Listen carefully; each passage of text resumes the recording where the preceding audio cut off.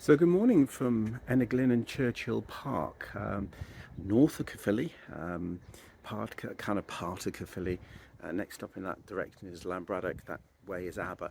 And it's a very useful dropping off point for where I'm heading today, because I'm going to be walking up a short branch line which led to a couple of large collieries, one of which has a very sad place in history, because I'm going to be walking up the Aber branch to Abertriddwr and Senghenydd. This station actually is brand new. Well, I say brand new, it's opened in recent times, and it serves certain parts of Caerphilly quite well. But there never was a station here in the original, when they originally built the line. This is a more modern one.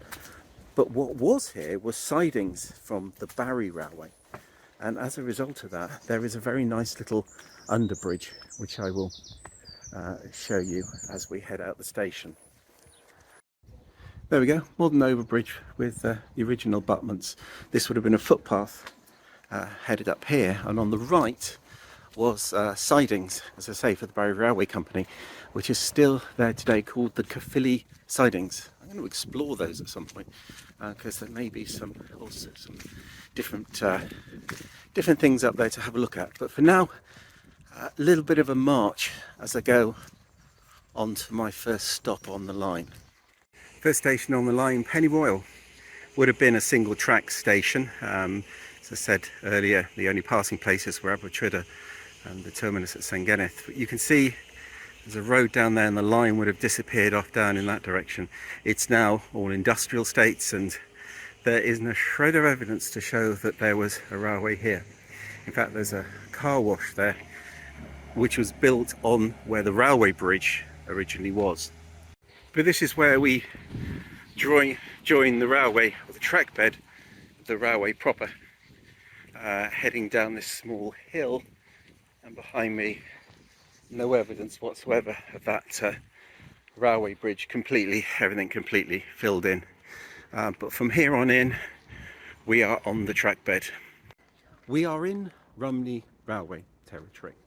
The Aber branch was conceived and discussed right throughout the 1850s, and it was actually the early 1860s that they opened a short branch, a short part of the line, just as far as Pennyroyal. The reason they went there was there were a couple of pits, a couple of mines, and the mine owners had convinced them that there'd be enough traffic to actually make it worth the railway's while to open it.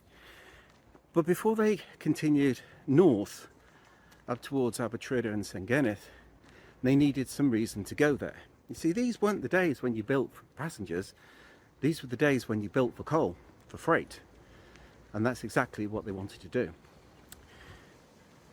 There were two collieries, Windsor Colliery at Abertriddwr and Universal Colliery at Senghenydd, and they convinced the Rumney Railway Company that they had the coal deposits they needed. And so the railway went ahead and opened the line. By the time they'd got it to Senghenydd, the pit was only just being finished off. But it was about 1896 the first coal trains started to run. With Windsor, it was 1901. Initially there were 4 passenger services per day, again between Caerphilly to Pennyroyal, Abertriddwr and Senghenydd, the 3 stations. It was single track, with the exception of a passing place at Abertriddwr. And when they got to Senghenydd, then there was obviously bay platforms there. And they also built a loco shed, quite a large one, at Senghenydd to handle the locos that they would need to pull the coal trains. It was a wise decision, because when things got up and running, literally hundreds and thousands of tons of coal ran up and down this track. I'm going to have a look at what's left, if anything, if there's any structures left on the line, and look a bit about what's left at Windsor Colliery before, in video 2, we talk about Senghenydd. You walk along old railway paths, and I have said this before, as you're constantly looking out for, is that a post? No, that was a tree. And is that? No, there's nothing there. And it's fascinating because this is climbing, and didn't realise how much of a climb it was until I saw some people, they're walking down in, you can't see them because there's trees in the way down behind me, but this is kind of like a real embankment up here, which is continuing to climb up. And it's like, is there anything around? So as I say, very few structures on the line that this one does remain. This took a path from literally just over the bridge. We're just down the road from Abertriddwr, and you can see it's still in very good condition. Looks as though they've had a few beams to actually take the road and the path, but very nice bridge. And so often you go on railways and you see bridge after bridge after bridge, and that's an interesting way of doing things. Look at that. I don't know if you can make that out, but that's arched. So that brickwork all the way across there, ooh, that looks a bit rusty, is arched all the way over. That's something I don't think I've seen before. That's very, very different. Just a very lovely bridge. There were steps up to it, so I thought, why not? Let's have a look. You can actually see the metal down there of the bridge. You see the parapet quite clearly this side. So there we go. Top of the bridge, but it is just a footpath. And we will continue in that direction. You can see abutments of a bridge up ahead and some cars which would tell me that we have in fact arrived at Abertriddwr, our first stop on the line after Pennyroyal. Abertriddwr is a small town which, like so many in South Wales, had its lifeblood in the local colliery, and that's reflected on the street art which has been painted on the bridge up here. Interesting to see some of the nesting boxes up here, all along around here. Another one up there. A lot of birds up here. I think it's also fair to say we are not going to be on the line all the way this particular bit, because we're about to deviate slightly. We should get back on track, literally, very soon. There we go. Commemorating the colliery, which is just up the line. Again, standard Romney Railway style brickwork, bridge. So wander up here, and we seem to have moved upwards. The track bed would have been along here, but we will rejoin it again shortly. And so we come to Abertriddwr railway station. Nothing down here at all, but on this side, hidden behind this grass, we go up, and you can see this was the platform. Very clearly, please stay away from the edge of the platform. No yellow lines here today. It's beautiful old walling. I think the steps are modern.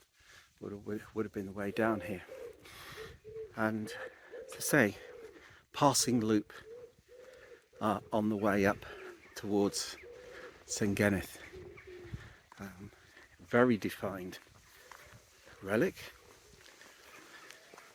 And it also looks as though that gap there in the wall was probably the original entrance into it. I have a couple of photographs I'm hoping I'm going to be able to show. Will show where it was. And then, as is the norm at the end of any platform, that traditional gentle slope back down to the track. There'll probably be loads of people who walk down here, maybe live here, probably don't even realise what this is. So I was just about to start rambling on about passenger services, and look what I find. It's the tram. NCB Windsor Colliery, closed 1976. Now, this is all part of the Walking Through Time trail, which good folks at Caerphilly Council and Aber Valley Museum have put together. You can see one of the blue plaques there, but wasn't expecting to turn around the corner and find that. Now, when we talk about passenger service, we have to mention Edmund Prosser. Edward built the park at Caerphilly, which I featured in a previous video, and he had the idea that wouldn't it be good if, in order to lower the costs of running services and make it a little bit more affordable, we introduced some rail cars. And they went ahead and they built these. Edmund was a big fan of rail cars and he thought, we'll have a couple of those. So we ordered some in 1907 from Hudswell, Clark and Leeds. The body were done by Cravens in Sheffield, and they were delivered down, and one of them was allocated to the Aber branch. And it ran quite successfully up and down, had enough grunt to haul a few more coaches as well. And they continued in service till about 1912, when they were actually split into two. So we're heading down now towards the road. This is typical Welsh heritage trail. Beautiful old walls and a pit wheel lying in the ground, embedded in the ground. We're heading straight over. Quick pause to look at this. This is beautiful. The zoom out a touch. 1910 Workmen's Institute, Abertriddwr Workmen's Institute. It's a shame. Oh look, there's trees growing out of it. It looks extremely in bad condition. But these were a feature of practically every valley town. Everyone had either a Miners' Institute or a Workmen's Institute. You know what, I'm going to talk about those in another video at some other time. This is a fantastic image. It shows a diesel multiple unit. It was taken in about 1962. And the unit is entering into Abertriddwr station.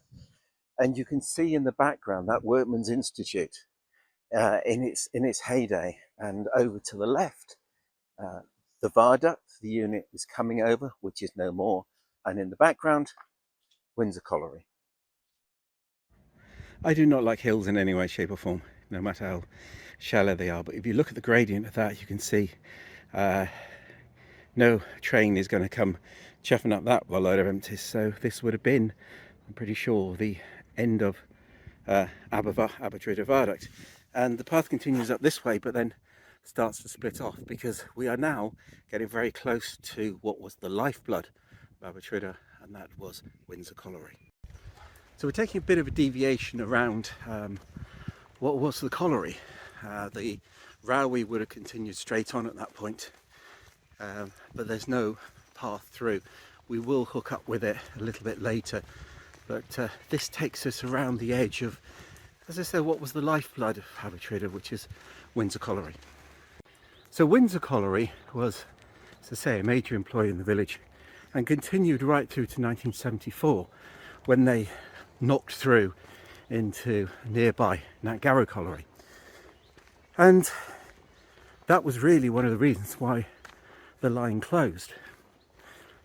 There was a second station at Abertriddwr, and it is fair to say it would have been over there somewhere in the middle of that lot. It was a colliery halt, and it was request stop only. And one of the locals told me that she has memories of the colliers, pitmen, miners standing there and waving at the train. The train would pull in and they would head for the guards van, because it was the only place they were allowed to ride, because they were so dirty. Even in those days of first and third, you weren't going to allow a dirty miner into your coaches. So we're heading back up towards where the line would join, and we'll get back onto the track bed. But this here was the pit head of Windsor Colliery. As you can see, it is fair to say there is nothing here that would give you any indication that this was here. But there is something a bit further down the road, and I'm going to deviate off the path again slightly to go and have a look. And this is what we've come to see. Just across the rugby pitch from where the path is the Windsor Colliery Memorial. It is a small model of the colliery, pictures and names of people who worked here. So many different names, people long gone. It was opened in 2006. The original memorial, I should say, was opened in 2006. but it deteriorated, and in 2016 they had to pull it down. And this one was unveiled literally September in 2022. It's interesting seeing all the names. Williams, Jones.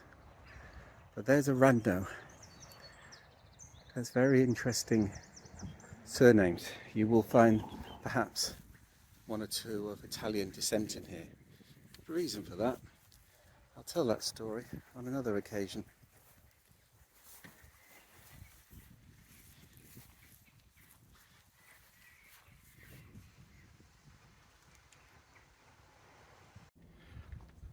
Back on the track bed again, albeit paved over, but there's a rugby club up here, so I think there's some roads up to there.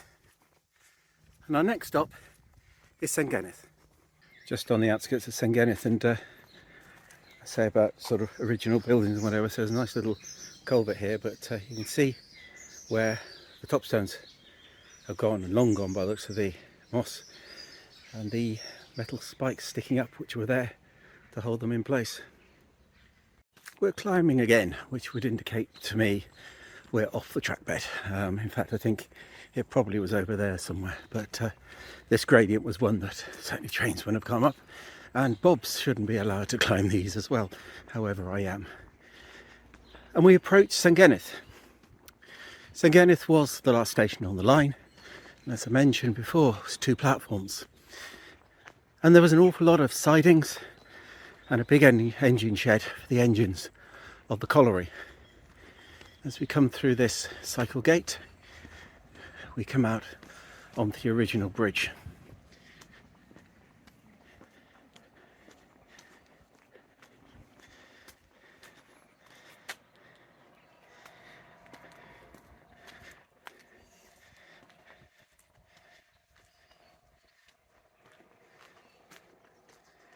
Now, is there a clue anywhere as to where the station might have been?